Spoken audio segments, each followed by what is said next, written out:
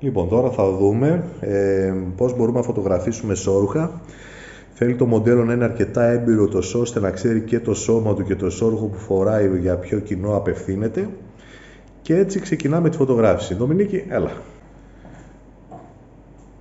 Βλέπουμε ότι το μοντέλο στην αρχή κάθεται εντελώς στην ευθεία σε εμάς, χωρίς να πάρει κάποια ιδιαίτερη πόζα, και αυτό βοηθάει και εμάς να κάνουμε κάποια τεστάκια λίγο με τα φώτα μας, να δούμε να τα ρυθμίζουμε σωστά και να κάνουμε οτιδήποτε άλλο είναι.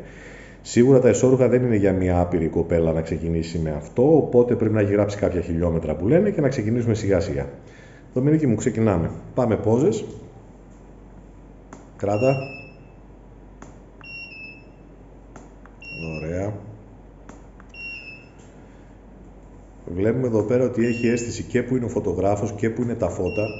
Αποφεύγει να κοιτάξει την κάμερα εντελώς μέσα στα μάτια, γιατί θα το κάνει λίγο πιο προκλητικό ή οτιδήποτε άλλο.